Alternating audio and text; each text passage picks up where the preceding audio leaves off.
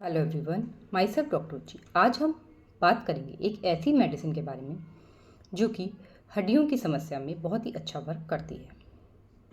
बहुत से ऐसे बच्चे होते हैं जिनमें माल न्यूट्रिशन होता है, माल न्यूट्रिशन के शिकार होते हैं, जो कि जिनकी बोन्स का विकास प्रॉपर नहीं हो पाता, हड्डियों का विकास प्रॉपर नहीं हो पाता।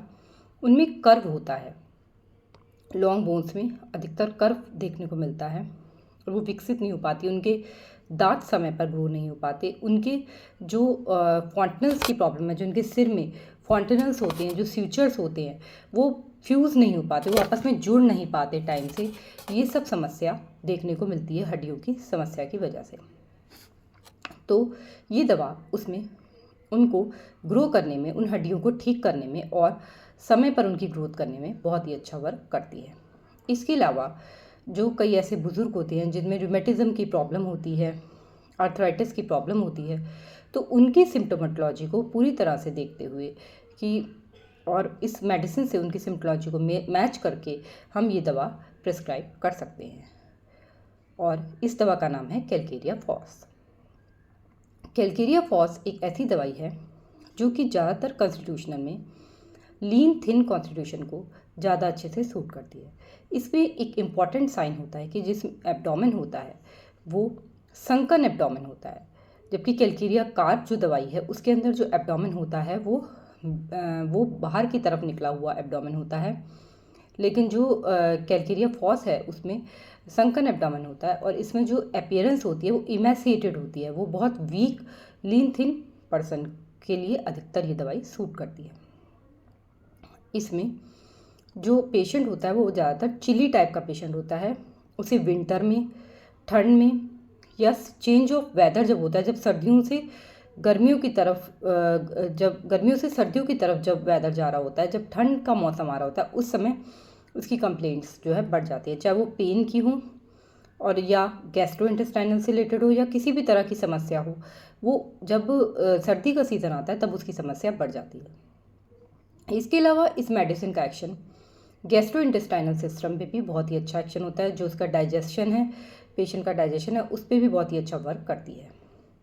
इसके अलावा फीमेल्स की समस्या में भी इसका एक्शन है, लेकिन जो मोस्ट इम्पॉर्टेंट एक्शन है वो है इसका बोन्स पर। और ऐसी जगह पर स्फीयर ऑफ एक्शन होता है जहाँ पे कैल्शियम और फॉस्फोरस होता है, क्योंकि ये कैलकेरिया फॉस कैल्शियम और फॉस्फोरस से मिलकर बनी हुई दवा है। इसमें जो बोन्स होती हैं, इसकी बात करें तो इसमें जो बोन्स होती हैं वो कर्व की तरह, जो लॉन्ग बोन्स होती हैं उनमें कर्व्स होते हैं।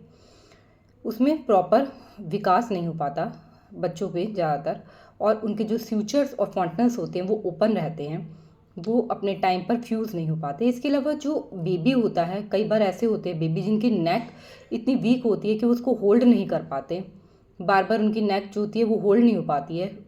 कई मंथ गुजर जाते हैं लेकिन उसके बाद भी देखते हैं कि वो बेबी साल का भी हो गया, 1 साल का भी हो गया, लेकिन उसकी जो नेक है, उसकी नेक होल्डिंग की कैपेसिटी उसके अंदर नहीं है। तो उस केस में हम कैलकेरिया फॉस मेडिसिन का यूज़ कर सकते हैं। और इसके अलावा ये मेडिसिन जो होती है, जो baby slow in learning to walk होते हैं, जो बेबी एक एज के बाद भी चल नहीं पाते, उनके चलने में उनकी बोन की वीकनेस की वजह से उनमें दिक्कत आती है, वो चल नहीं पाते, पेरेंट्स परेशान रहते हैं कि मेरा बच्चा अभी तक चल नहीं पा रहा, ये कंप्लेंट्स लेकर आते हैं अक्सर। तो उस केस में भी, उस हड्डियों की मजबूती के लिए भी ये दवाई प्रेस्क्राइब की जाती है।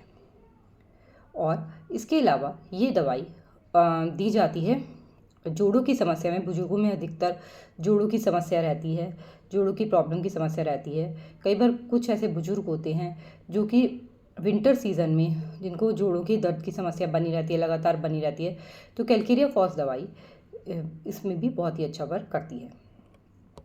इसके अलावा जो इसका पेशेंट होता है उसके गैस्ट्रोइंटेस्टाइनल सिस्टम की बात करें तो इसमें सॉल्टेड और स्मोक्ड मीट की बहुत ज़्यादा क्रेविंग होती है पेशेंट में।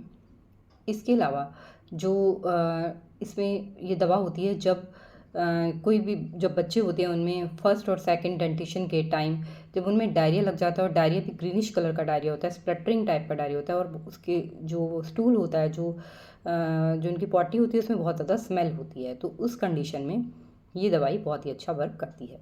इसके अलावा जब भी इसमें जो पेशेंट होता है जब कुछ खाता है तो उसमें बहुत ही ज़्यादा कॉलिकी टाइप के पेन होते हैं उसके एब्डोमेन में, और फ्लैटुलेंस टाइप की हो जाती है उसके एब्डोमेन में, बहुत ज़्यादा गैस बन जाती है। और ये जो गैस होती है वो टेम्परेरी सावर इरेक्टेशन से रिलीफ होती है। किससे रिलीफ होती है? टेम्परेरी सावर इरेक्टेशंस करने से उसकी जो गैस होती है वो रिलीफ होती है, वो भी टेम्परेरी।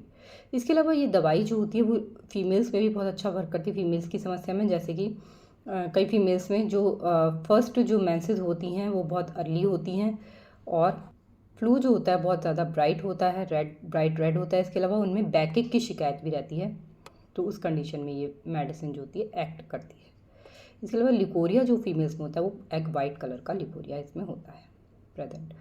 ये दवाई हेडेक की कंडीशन में भी बहुत ही अच्छा वर्क करती है। इसमें जब हेडेक होता है, जो हेडेक होता है वो स्कूल गोइंग गर्ल्स का जो हेडेक होता है, जो स्कूल गोइंग गर्ल्स में हेडेक होता है, जो चेंज ऑफ वेदर की वजह से, ये स्कूल गोइंग गर्ल्स में जो गैस्ट्रिक कंप्लेंट्स हैं उनकी वजह से भी हेडेक हो जाता है। तो ये दवाई जो होती है ये बहुत ही इंपॉर्टेंट रोल प्ले करती है। इसके अलावा जो इसके कंकॉमिटेंट हैं वो ये हैं कि इसमें जो एग्रावेशन होता है वो विंटर सीजन में होता है और चेंज ऑफ वेदर से होता है, लेकिन जो इसमें एम्यूलेशन होता है वो हॉट एप्लीकेशन से समर में, जैसे समर सीज़न आता है, इसकी प्रॉब्लम में आराम मिलता है, निजात मिलती है। वार्म वेदर में वार्म एप्लीकेशन से इसमें निजात मिलती है। तो ये थी कैलकेरिया फॉस। अगर आपको हमारी वीडियो अच्छी लगी हो तो इसे सब्सक्राइब करिए, लाइक करिए और शेयर करिए। और अगर आप हमसे किसी भी अपनी समस्या से रिलेटेड संपर्क करना चाहते हैं तो दिए गए नंबर पर संपर्क कर सकते हैं। धन्यवाद।